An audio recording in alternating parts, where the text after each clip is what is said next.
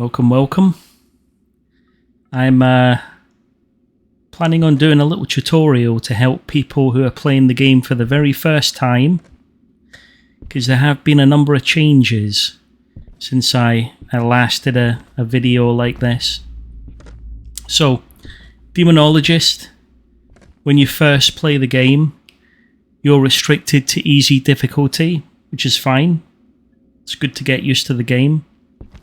And you'll have access to only one map, which is this one, the Abandoned House.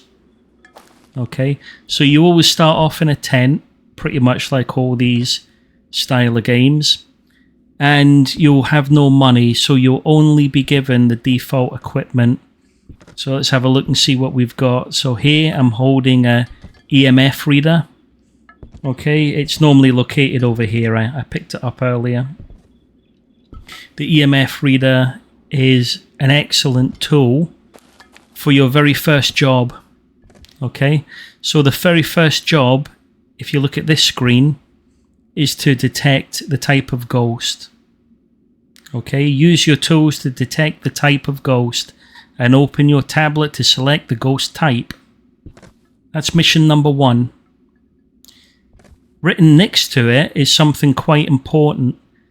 If you're in multiplayer, it says here, even if someone is next to you, it will respond. So what that means is, if you're using this device here, the little speaker, right, the ghost box, if you're using that and you're trying to communicate with the ghost, talk to the ghost, this tells you that you're able to do it when you're with other people. The opposite of that, and what it might say here, is that the ghost will only respond if you're alone. If that's what it says here, then you need to make sure that if you're using the ghost box, you're on your own. No one is in the room with you. That's the only time the ghost box will work. Okay, so on this screen, for the first mission, just concentrate on what it says here. Okay, and understand that job number 1 is detect the ghost. Now, before we detect the type of ghost, we have to find it. It could be anywhere in the house, and the house is, depending on the map, size, you know, there might be a few rooms, there might be many rooms to go through. And each patch, the developers do tend to be concentrating on adding more and more rooms and levels to each of the maps. So yeah, the skill that you'll need to pick up quite quickly is how to find the ghost, because the sooner you find the ghost, the sooner you can use the other tools to identify it. Okay, so EMF reader, this one I've got here, this is a fantastic tool for finding the ghost, for locating it. Okay, this actually serves 2 purposes, this tool. It can find ghosts, but it can also be used as an evidence. Okay, there's something called, if I look at the J menu and I go to evidence, okay, here's the different types of evidences we have. EMF level 5 is one of the evidence. So once you identify where the ghost is located, okay, you can use this tool again to work out if it's EMF 1, 2, 3 or 5 ghost. Okay, and EMF 5 is an evidence that you need to look for. You can tell it's an EMF level 5 ghost because it'll make a big loud buzzing noise, and those little lights that you might be able to see on the screen that are all black at the moment, there's 5 of them there, they'll all light up, and that's when you've got your EMF 5 evidence. Okay, so I've picked up this tool now because it's a really good evidence. It's a really good tool for finding the location of a ghost, and that's what we need to do as soon as possible. So the other thing you need to pick up is your torch. That's located here, this L-shaped device. Alright, when you pick those up, so let me drop this one. When you pick it up, you can press F to turn it on and off. Now I recommend you just leave it on. And if I swap tools by using the mouse wheel, you'll see that the torch is still on, and I can still, by pressing F, turn it on and off. So you don't have to be holding it. Okay, you don't have to be holding it. You can swap to the other tools and still have the torch active. So there's another tip for you as well. Pressing G will drop items. That's quite important. You'll need to do that quite a lot as you progress through the mission. So let E to pick up. I've already got a torch, so I don't need to pick that one up that's on the floor. So here we go. We've got our EMF reader. That's my go-to at the beginning of a mission. This is the one I always go for. I'm also bringing this one. If I drop it down, this is the lantern. It's ultraviolet light, which is great for looking for fingerprints.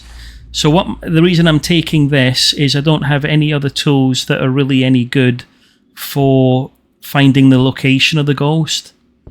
I mean, possibly the spirit box is. I could run around the rooms talking and maybe it would respond back to me.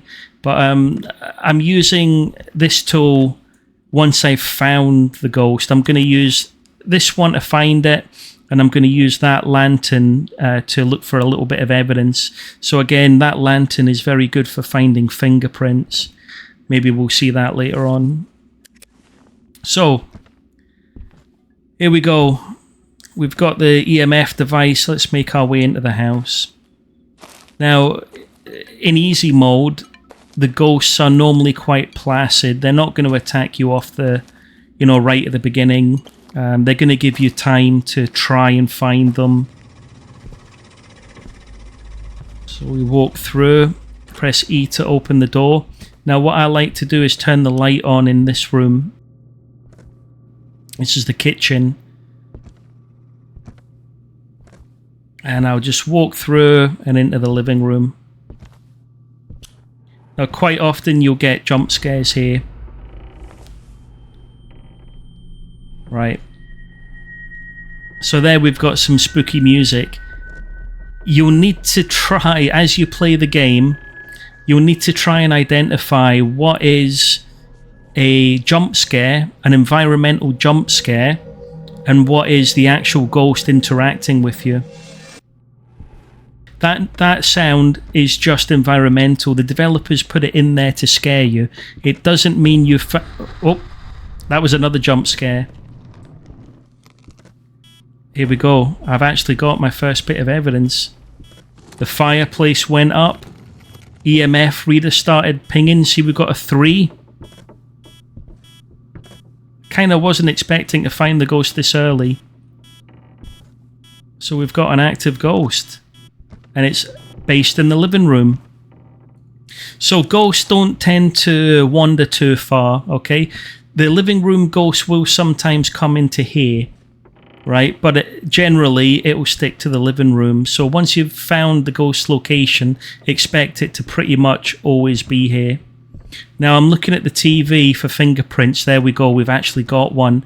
You see, if I turn this torch off, or the lantern off, there's no handprint. If I take the lantern off, you'll see a handprint. I've got my first bit of evidence, okay? Wow, this is one active ghost. See, I've got all over the place, I've got these lights. There we go. Right. Let me drop that down. So what I'm not seeing is an EMF level of 5. That's what I'm not seeing. Let's press J. Let's go into our evidence. You're quite safe outside the house, all right? Don't worry about having to go all the way to the tent. You're quite safe to just step outside of the house. The ghosts aren't going to come out and get you. All right. So let me press J. Let's have a look here. So from the main menu of J, you want to go to your evidence section.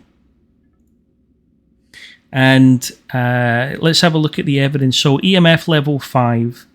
You've got the ability to tick it, which means yes, I've identified that this is an EMF level 5 ghost, or if you click it again, you can cross it off, which means you've ruled out that that's a piece of evidence, okay?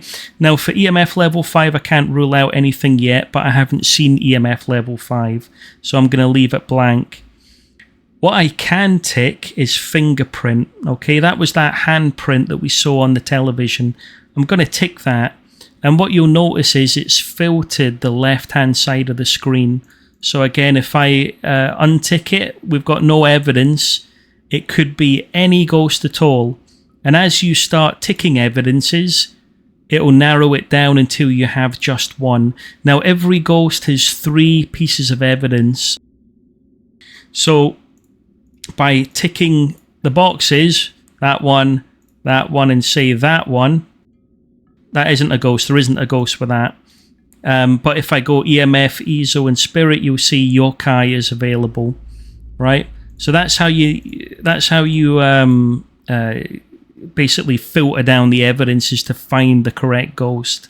All right. So what I'm going to tick is fingerprint. That's the only one I've found. I didn't see EMF level 5, but I'm not going to rule it out because sometimes it takes a while for the evidence to appear. Okay, it doesn't always happen right at the beginning. The EMF level 5 ghost will not always show as a level 5 straight away. So there's our first bit of evidence. So now I've got no more tools. I'm not holding anything.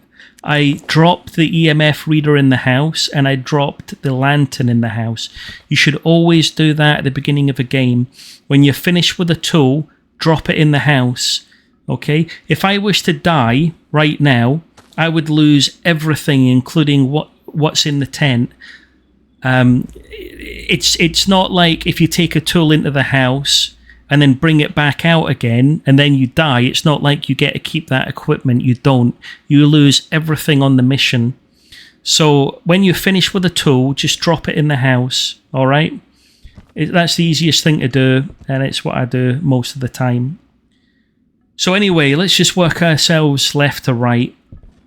So I need 2 more tools. So I'll take this one, and I'll take this one. So what have we got? This is a tool used for looking for ectoplasm. As you look through it, and you look through it by left-clicking, holding the left mouse button, when you go into the ghost room, you'll use this to look around. And what you're looking for are little splodges of ectoplasm, normally on the wall or on the floor or on an item. You're looking for little splodges of ectoplasm and they'll kind of glow. All right, so that's what that tool's for. That's for ectoplasm. The next one is the spirit box. And how this works is you hold the left mouse button and it brings it to your face. And if you've got your microphone set up correctly, and you should probably make sure you do that right at the beginning, then when you speak, you'll see these lines wiggling at the top there. So if I stop speaking, they're all quiet. Okay? Now, what you do is you hold the speaker to your face, and then you ask it questions. So as an example, you can put it to your face and say, "Where are you? Who are you? What's your name?" Now, it doesn't really matter what you say. I just tend to do it this way to, make it seem a bit more realistic. And what will happen is if the ghost responds back to you, the little ghost icon on the top of the spirit box will go blue. Currently it's black, but it will go blue. Let's go try these bits of evidence out. So we'll run back in. Oh, one last thing to check. When you come back to the tent, keep an eye on your sanity, all right? Now, I've got 96% sanity, which is pretty high. And I was in that ghost room for about a minute, okay? And it's only gone down a couple of percent. And I'm going to kind of remember that because there are ghosts that drain your sanity faster than other ghosts. And it doesn't appear to be that I've got one of these ghosts at the moment. My sanity is still relatively high, up in the 90s. Let's go back in. So we got 2 new tools. So the idea at the beginning is find the ghost, find out what room it's in, get some tools, and then start to identify the ghost. So we're going to go straight to where we need to be. Okay. Straight in here, and let's start looking around with the ectoplasm tool. Right, I'm looking for... There we go, I've got one. We're doing well here, look. That is ectoplasm. Let's try talking to the ghost. Where are you? What's your name? Can you talk to me? Now, just because it's interacting doesn't mean it's responding to me. I need to see a blue icon at the top of the screen. Where are you? Who are you? Talk to me. Do something. Right? Nothing's happening. Right. Let's leave. There's no need to stay in the room. I've got one more piece of evidence. So that was a success. Right, we're outside again. So, evidence. No sign of EMF level 5, I'll leave that. We haven't done drawing, we haven't done freezing temps. ESG, ghost reaction, we haven't done that yet. Ectoplasm stain, we found an ectoplasm stain. Let's tick it. And we're narrowed down now to 3 different ghosts, so we're getting there. We're almost there. Now what I can do is rule out spirit box, and the reason I can rule that out is I spoke and it didn't react to me at all. It didn't say anything back to me, so I'm going to cross that off. Now that actually hasn't filtered anything else down, because it turns out that none of these ghosts are spirit box ghosts anyway. So next thing to do, we've got 4 evidences, okay, 4 evidences, but only 3 ghosts. So we can probably rule out another one of these evidences by reading about these ghosts and working out, you know, which one none of these ghosts have, and we can cross that off as well. So to do that, we'll need to remember Diogen, Agash, Wraith. Let's go to ghost types. So Diogen. Let's have a look. Ectoplasm. Yes, we've got that. Fingerprint. Yes, we've got that. ESG. Okay, we haven't done this evidence yet, but ESG. So ESG, we can't cross that off yet. What was the other one? Wraith, wasn't it? I wish they were in alphabetical order. I hate it when they're not in alphabetical order. So yeah, the Wraith has ectoplasm stains and fingerprint as its evidence, along with EMF level 5.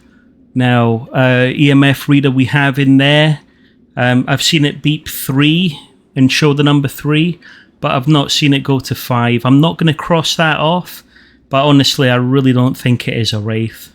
Right, so we need to leave the EMF evidence on there. So going back to evidence, sorry, Wraith and Agash. Let's have a look at the Agash. So, the Agash has ectoplasm stain, freezing temperature, and fingerprints. Right, so the bit of evidence we don't have there is freezing temperatures. So we'll need to look for the freezing temperatures. So going back to evidence, EMF level 5 was the Wraith, so we need to keep that there. Freezing temperatures was the Agash, so we'll need to keep that there. And ESG is the Diogen, right? Easel canvas drawing never appeared under any of these ghosts, so we can cross that one off. Yeah? None of the ghosts have that as a piece of evidence, so let's cross it off. What that means in my gameplay is that when I come back to the tent, which I'm doing right now, again, I've got no tools, I've dropped them all inside the house. When I come back in here, I've only got, by default, 2 tools left. This is the ESG device and the canvas drawing board, or whatever you call it, easel. There is no point me taking this and putting it in the house now. None of these ghosts have this as an evidence type, so I'm going to ignore it. It's going to save me a bit of time by not even bothering to bring it with me. Okay, let's have a look. So my I'm down into like the high 80s, early 90s now in sanity. When your sanity drops, the ghost is more likely to hunt you. All right, so keeping your sanity nice and high is always a good thing. At the beginning of the game, you don't have sanity pills, which is a tool you can buy at the shop. And sanity pills will, you know, as your sanity drops, taking a sanity pill will bring you back up again. I think it's 40% in easy mode and, 30% or 20% in the other difficulties. You might hear a dog barking in the background. It's getting excited about a walk. Yeah, so... Right, let's have a look again. Apologies. So I've got the ESG device. That's this one. This is what I've just picked up. How this works is if you hold the button G, you can place it on the floor so you can move it around. And if you use the mouse wheel, you can even turn it. Okay, now the ESG device, when you plop it down, you want to put it in the room where the ghost is, and then you want to say things like manifest, show yourself. You want to actually talk, and what those words will do is encourage the ghost to stand on top of this device. And what you'll see is the ghost silhouette appear above the device, and it'll be very quick, right? Only a second or so. So you've got to keep watching it all the time. You'll also hear a little bit of a noise. So if your back was turned and the ESG device activated, as in the ghost stepped on it, you would hear a noise. I can't describe it, but maybe we'll hear it. But if you listen out for that noise, then even if you're in a different room, you'd be able to tell that this is activated. So I'm going to press E to pick it up again, and we're going to take it to the ghost room. Shift to sprint. You can't sprint for very long. I tend to sprint when I'm outside though, because you're totally safe. And it gets you moving around a bit quicker. Let's head straight for the ghost room. And we're going to drop it down. I'm just going to put it in the middle. And I'm going to say, I'm going to put the light on. I'm going to say manifest. Show yourself. Manifest. There we go. Did you hear that static noise? Perfect. Perfect. So, J, evidence, it's an ESG ghost, which means it's a Diogen. Let's select Diogen. If you select Diogen from the evidence menu, it presumes you want to select that ghost as your selection. I do, so we confirm. Okay, and you get this little thing that tells you that you've selected the Diogen as the ghost. You can't change it now, you're stuck. Yeah? Selecting them from this menu doesn't do anything. It just gives you information about the ghosts. Now, if we read about the Diogen, they are known to have no interest in anything other than the prey in their sights. They will be much more aggressive when hunting their chosen target, less aggressive if its prey is not nearby. Now I'm in single player. So this ghost, I must be the target of the ghost since I'm the only person on the map. So this ghost is quite an aggressive one that maybe isn't the best ghost to have. Okay, so I'm going to need to try and do the next set of quests or missions as quickly as possible, because this ghost is likely to hunt me at some point. Yeah. Anyway, back to the tent again, because we need to find out what our next mission is. So going back to the screen, you will see we have some optional objectives.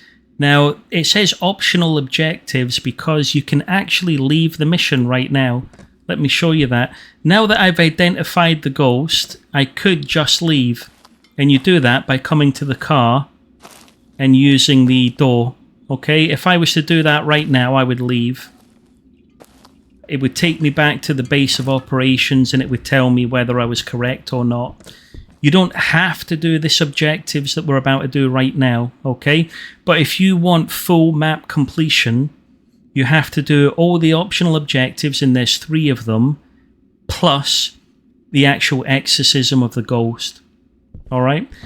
You cannot do the exorcism until you've completed the optional objectives. So let's have a look at what these optional objectives are. So we've got read the lost note. Okay, and by the way, these optional objectives rotate. They're not always the same. They've got like 10 or so different types of optional objectives, and some of them require tools, which is a bit of a bummer at the beginning of the game. To give you an example, there's an objective where you have to have the ghost blow out a candle. Well, a candle is a tool that you have to buy from the main shop. When you first start the game, you've got no money and you don't start off with a candle. So that optional objective you would never be able to complete. And that means you would never be able to get a full map completion on your very first go of the game. But we've got kind of lucky here, I think. All right. So optional objective number 1, we need to read the lost note. What that means is there's a piece of paper somewhere in the house. It could be absolutely anywhere. And you'll find it because it flashes. Maybe it's sitting on the floor. Maybe it's sitting on a chair or a desk or something. We need to look for a flashing, glowing note and read it. Then we've got collect the salt bags. This is similar to the note, except I believe there's 2 or 3 of them. They're just little flashing, glowing things that normally are on the floor around the house. You got to collect all 3 of them. And then lastly, there's put the dead rats in the boiler. There's somewhere there'll be a boiling cauldron.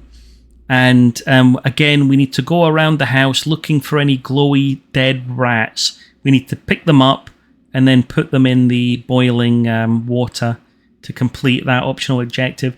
These are all kind of the same, these ones. There are missions that are very different to picking up glowy things, but I just happen to, on this map, I've got basically pick up a load of glowy objects.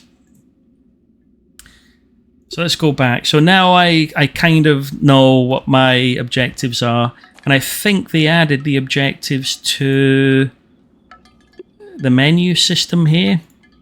Yeah, in notes. No, I'm not seeing them actually. The side objectives aren't listed there for some reason.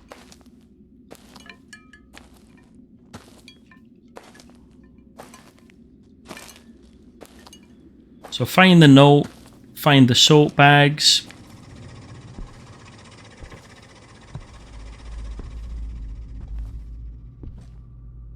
Let's have a look around. So we're looking for glowy stuff. Stuff that glows, right? This is all just trash. I see nothing glowing.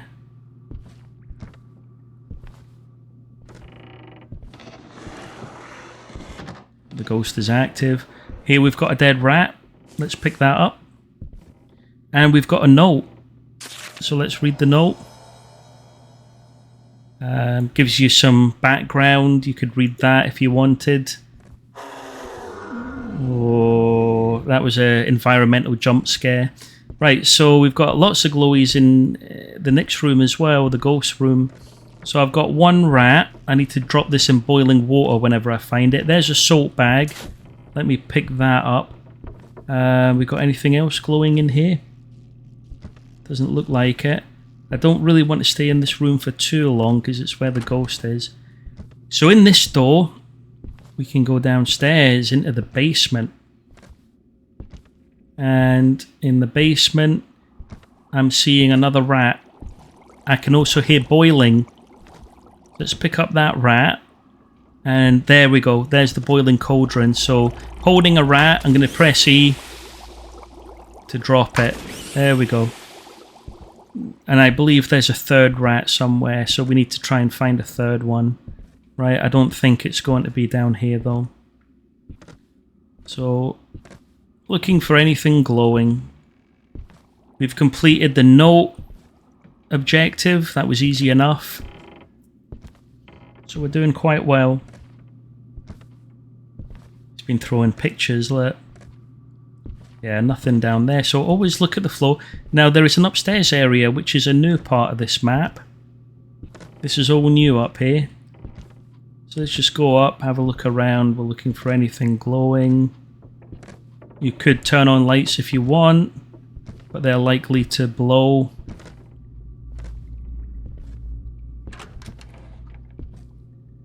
Got a glowy here. Right, that's a tarot card. Tarot cards can make your life easier or a hell of a lot harder. In fact, they can instantly kill you. You pick up the tarot cards, you left click, and you'll pull from the top of the pack. And that tarot card could say anything from the ghost goes silent. Oh, that ghost is moving about. Look, we've got a rat.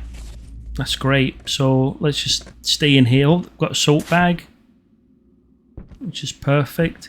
I'm not sure how many salt bags there actually are, so I might have all the salt now. I will just check. There's a salt bag. Right, we've got all 3 salt bags and I've got the last rat, so this should be all the objectives. Let me just go downstairs and boil the rat.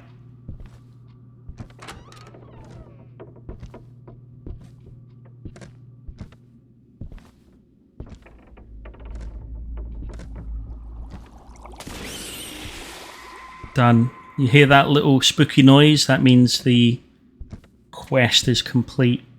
So let's go back to the tent. And that worked out quite well. Ghost is moving stuff about, trying to scare me. And we're out. Let's go back to the tent. I just want to check on my sanity and show you the last objective. So, looking here, we can now see I've completed Objective 1, completed Objective 2, completed Objective 3. We move on to the exorcism, the actual exorcism, and it says to exorcise the ghost, find Kevin Mendoza being the demon, find his 5 missing fingers and place them in the ritual area in the basement. Now, on each map has a different objective for the exorcism. They all share the same optional objectives, although I think 1 or 2 of them might be specific to certain maps. But mostly they share the same optional objectives. So find the note, pick up the salt bags, boil the rats. You'll end up getting this on pretty much every map. Yeah? Apart from Bedlam. Bedlam is different. It's got its own set of objectives, which is quite interesting, actually. I hope they keep the Bedlam map, which was released last week. I hope they keep doing that with the future maps. Anyhow, the exorcism is different for each map. This one is you pick up 5 missing fingers and put them in the basement. The other maps are all slightly different. They'll have you doing different things. So the next map, which is I've forgotten the name of the house. I don't know. The next map has you I think it's playing with clocks. You have to find hidden numbers on a clock, and that's how you exorcise the ghost.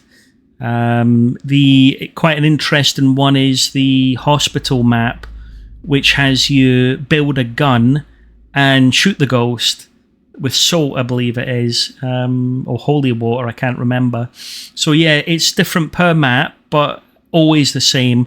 This map is always 5 missing fingers. I've got 68% sanity. It is an aggressive ghost though.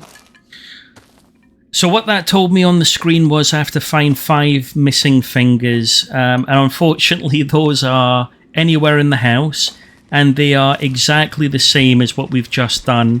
For example, the rats and the salt bag, so I'm looking for glowy fingers lying around the house. Fortunately, I'm glad that I got the objectives I had because they were quite easy, but they're all the same, and unfortunately this is also the same. We got a glowy finger, pick it up. Now you can only carry 2 at a time, but I need 5. So yeah, have a look around, see if you can find the finger. I'm going to take this downstairs. You're looking for the glowy fingers, but you can only carry 2. So let's have a look, see if there's a finger down here at all. Looking up, look at the floor, look in the corners. Just have a peek down here. And then what you do actually with the fingers, what you do with them is you burn them in these pots. So if I go to this pot, I can press E and burn it. And I need to do the same with the other fingers. So let's run about the house, looking for his fingers. Yeah, let's have a look. So upstairs, see what he's got. Anything? Any glowy fingers up here? No?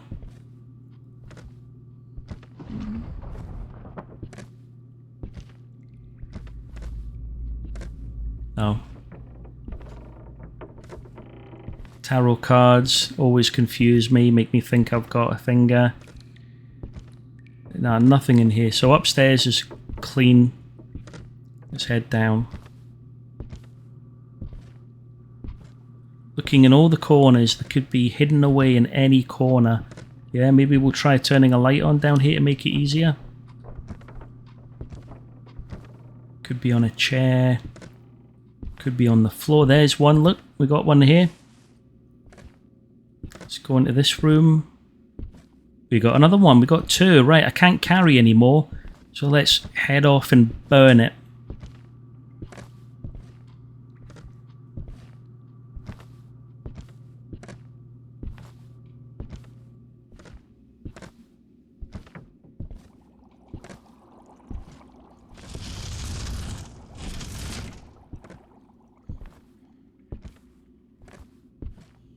Right, 2 more.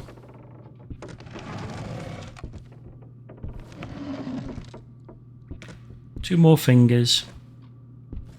I don't think I made it all the way in here. I picked up one there, but I'll check to make sure there aren't any more in this room. This is another room that has quite a lot of jump scares in it. Okay, I'm not seeing anything. Turn the light on. Have a look behind here. Okay. Sometimes it's best to kind of turn around and have a look in case you missed one. Let's go into this room. This will probably burst. No. We got a glowy finger. And any more? Doesn't look like it. Go into this room. We got a glowy finger. I've got 2. We've got all the fingers.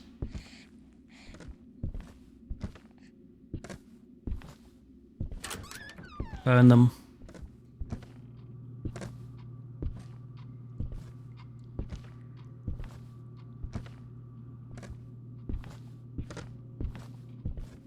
Let's get down.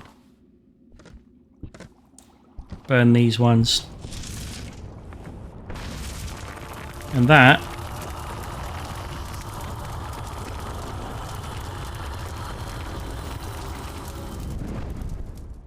is an exorcism. We got rid of the ghost. Which is excellent. So maybe what I'll do is just I didn't get a chance to show you the house too well. So this is the front door of the abandoned house. You really should try and memorize it as much as possible.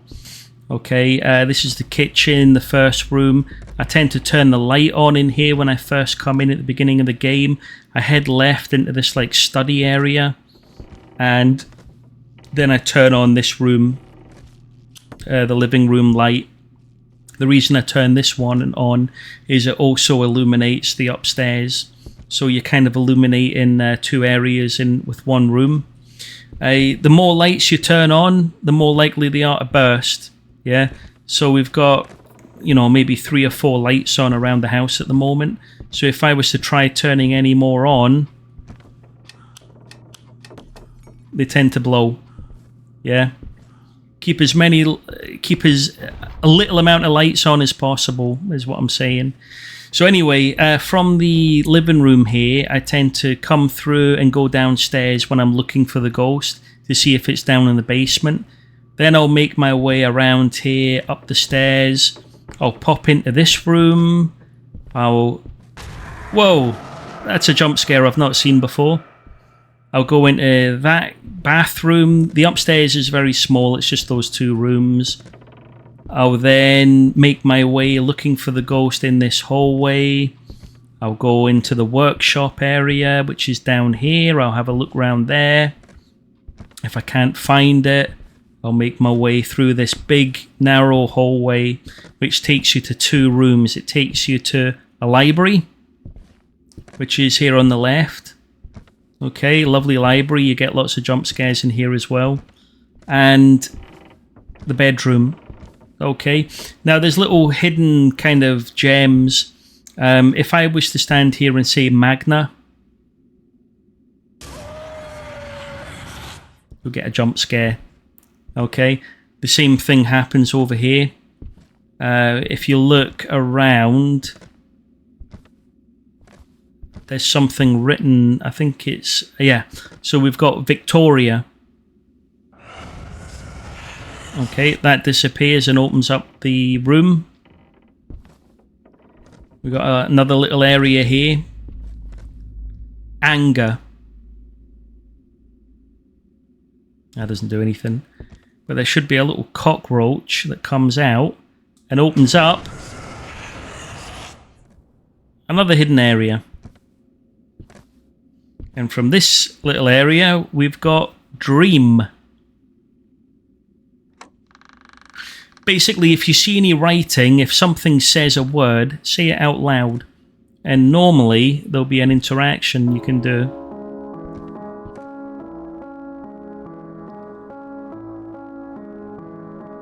Calm down. Simone. Calm down, Simon. Calm down, Simone. I don't know if I'm supposed to do something there. Anyway. Right, now it's locked and won't let me out unless I tell it its name. Anger. Yep, I answered its question. Otherwise I'm locked in there. Yeah, all the maps have got these funny little interactions you can do. They're quite interesting if you can find them. I think there might be one down here as well, if I'm not mistaken. Do you want to play with me?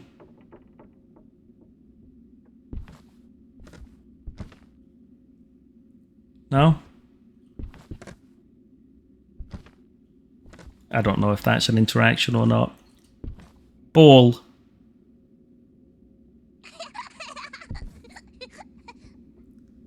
Yeah, it looks like it. Ball. I think that was an interaction then, wasn't it? Anyway. There you go. Let's head out.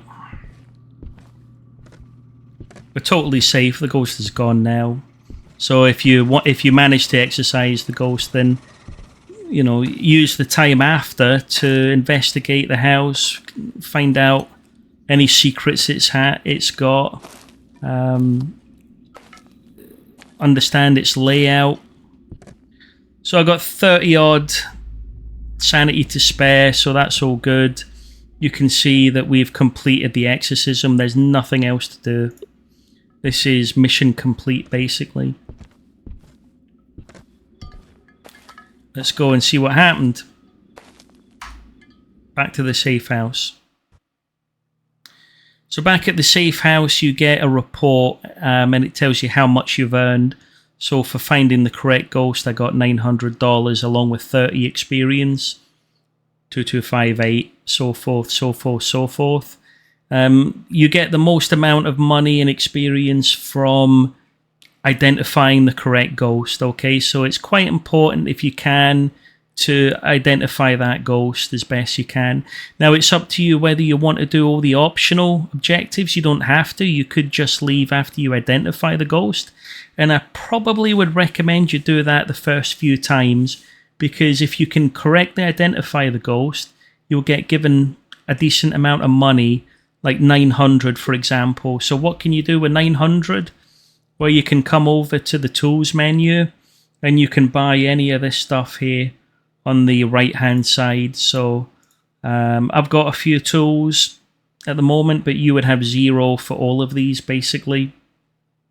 If I decided I wanted to buy, well, my first 900 that I earned by identifying the ghost the very first time, I could come in here, for example, and buy, I don't know, I could buy a thermometer. No, that's too expensive. Sanity pill, too expensive. I could buy a candle. So a candle might be worth buying because it's used for one of the optional objectives. That way you could complete that optional objective. What else could you buy? You could pocket watches of no use on this mission. I think it's only used for the Bedlam map, which is one that you'll get access to later. So really, yeah, I would probably spend the 900 on a candle to open up one of the optional objectives. Now, if you saved up the 900 and, a couple of times, 3 or 4 times identified the ghost and left, right, then you could use the money you accumulate to, for example, buy a crucifix. A crucifix is fantastic to buy. They're expensive, but if you get a crucifix and hold it, it will protect you from a ghost attack. Yeah, very useful. Sanity pills are excellent because, the longer you're in the house, the more your sanity drops. Being able to replenish your sanity so you've got more time to get evidence or do the optional objectives is always a good thing. So I highly recommend you buying those. Again, looking at the map the way it is in the current version, 0.5.1, they recently opened up the Bedlam map. Kurosawa, if that's how you say it. That was a map they added just about 2 months ago. They're still adding maps. They're still fleshing out the existing maps. Yeah, it's a fun game. I do enjoy it, and I'm glad that they seem to be developing it very actively, which is great. But yeah, anyway, so this was basically how you should approach the first mission using just the default tools that they give you at the beginning of the game. So as I've shown, it is possible to complete the Abandoned House on easy mode using only the default tools. It is possible, and if you want to try it, there's no harm in it. If the ghost was to kill you on your first mission, you don't lose anything. You were only using the default tools that they gave you for free. And when you respawn and start the mission again, you'll still have those default tools. You can't lose them. That isn't how the other tools work, though. Anything you buy and take with you, so let's say I decide to take a crucifix, a thermometer, and some sanity pills with me. If I was to do that and die in a mission, anything over here would disappear. Yeah. When you bring stuff with you on a mission, you still get all the default items. So I'll still get an EMF, an ESG, easel, ectoglass. I'll still get them even though they're not listed on the loadout. The loadout only shows you the additional things that you're taking with you, and these are all able to be lost if you die. So just make yourself aware of that. Some of these are quite expensive. I think the most expensive one being the salt barrier that they recently added. Yeah, that's more expensive than the cameras. So the salt barrier protects you from ghost attacks, but 3,150. If you didn't make it to your salt barrier, or you forgot to bring it with you, whatever, you could lose that, and that's a lot of money to lose. So yeah, at the beginning of the game, don't worry about it. Default items, you can complete mission 1. I've proven it there. That's how you should approach it. Hopefully that was helpful to somebody. So I'll leave you there. Thank you. See you next time.